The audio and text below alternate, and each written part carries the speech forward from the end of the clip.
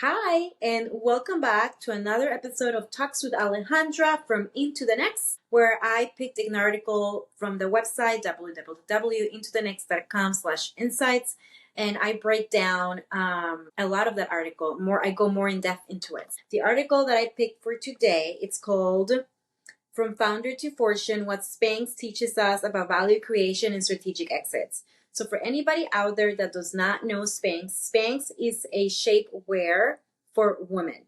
And I picked this case study because it was founded by Sarah Blakely, and she basically bootstrapped the whole company until she became a billionaire. So I'm going to explain to you guys what bootstrapping means for anybody that's out there that doesn't know.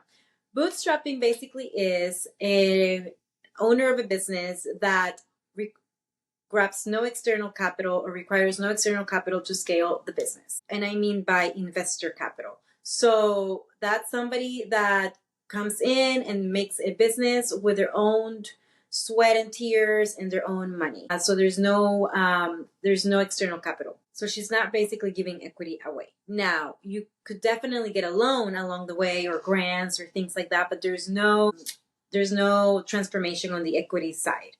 Okay, so I picked this one up because I love to see when businesses are formed bootstrapped, because even though it takes a longer time, it does come to say, and it really shows that you really do not need any investor in your side for you to become a millionaire or a billionaire or to grow and scale a successful business.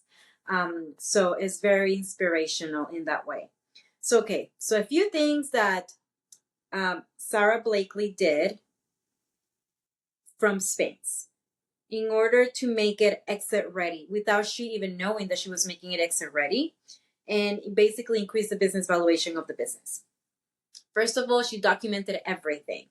She became obsessed with documenting all the processes internally in order to have a really good organization. So then therefore this made the business very valuable. So one of the things that investors and outside buyers likes to see is that the business is transferable, meaning that the business does not rely on the business owner for success. So when you start processing everything in your business from mail, from every task, then your business is basically relying, but it can be transferable to someone else, and that's very, very valuable.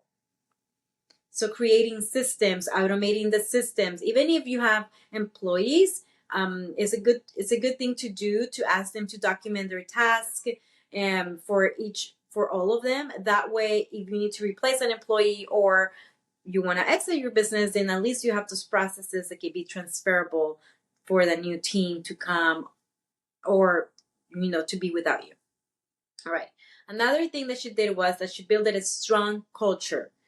People are the ultimate differentiator. And I say this a lot. I say that in my Scale to Exit podcast. If you are not aware, I do have a podcast. It's called Scale to Exit, where I bring experts at their field, founders that have exited their business, investors, VC groups. And there's so many great knowledge in that podcast. It's 1 hour long. I sit with them for 1 hour and we talk about everything, really.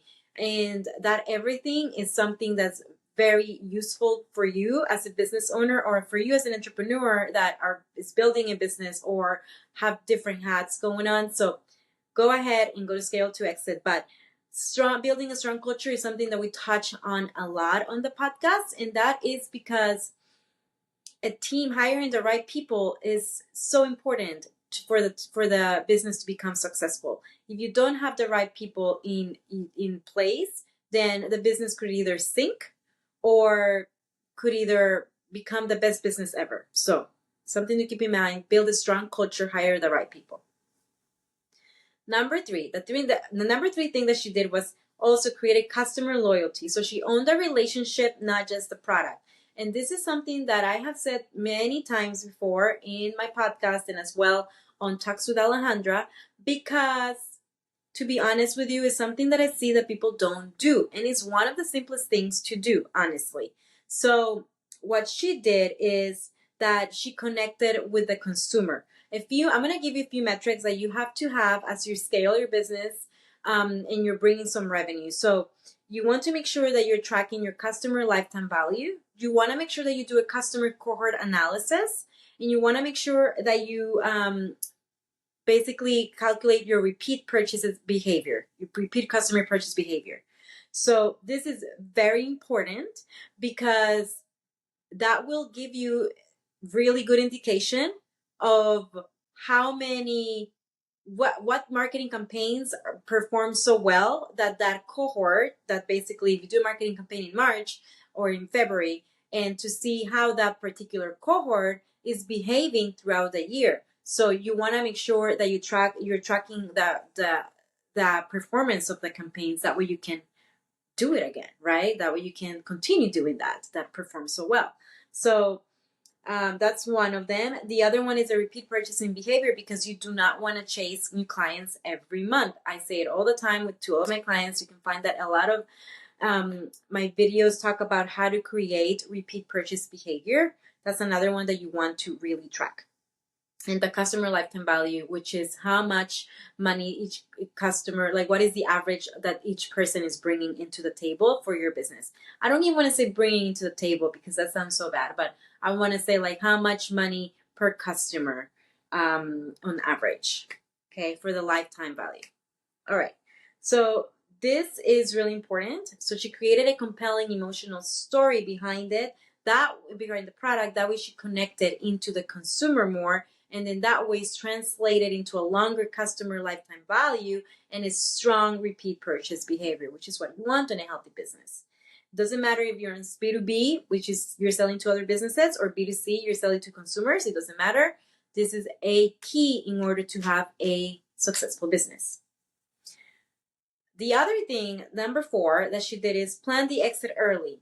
And she probably was not planning the exit early, but she built such a valuable asset, such a valuable business asset that she could sell. I mean, this business was valued at $1.2 billion, I believe.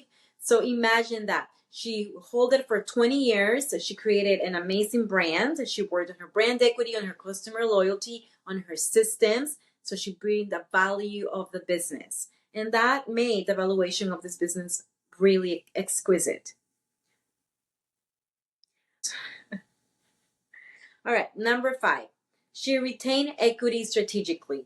And that's what I said at the beginning. She basically bootstrapped the whole business until she was in a position where she can leverage her power for negotiation of a higher price. So she sold the majority equity stake when she was at a high valuation. That's exactly what you want to do. So a business at a 1x making 10 million is 1x. A business at 5x making 10 million is 50x. Okay? Big difference. Same revenue, same profits. I would say EBITDA, same EBITDA, different valuation. So you want higher valuation in order to get more money, more return on your business asset, which means your sweat, your tears, and your time and your energy, and probably everything that you have sacrificed along the way. Your friends, your family, your dogs, your credit card debt. I mean, there's so many things that comes to becoming a business owner. So think about that one. The next one is design for value, not just revenue. Design for value, not just revenue. That's one's really important because a lot of people get to focus on the bottom line, top line revenue. This is all great, but guess what? The valuation, what's going to give you what's going to take you from 1x to 5x is not, I'm going to tell you this right now, it's not your revenue. It's not your profits. It's not your revenue. It's all the underlying intangible variables that you do not think about. So like the systems, the brand equity, the customer loyalty that we talked about, and obviously your gross margin. They need to be healthy. So in conclusion, Spanx is a great case study for a founder-led excellence. I'm a strong believer that we do not need to go fundraising in order to create a company that you can exit for with a $1.2 billion valuation. I am 100% certain of that. And That is why I do a lot of initiatives like the Scale to Exit podcast, the Talks with Alejandra, where I want to come in and really post this kind of content to you guys, because there are things that you can do in your business right now without the help of anyone else. But if you do want to have like an external set of eyes to come in and support you along the way, you can always contact me at www.intothenext.com/contact. Please fill out your whole information.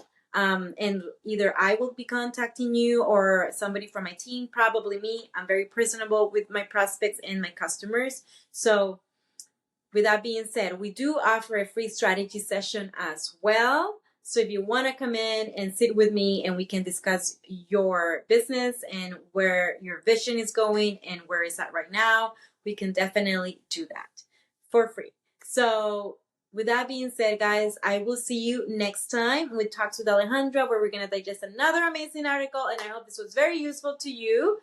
And yeah, hasta luego. Bye.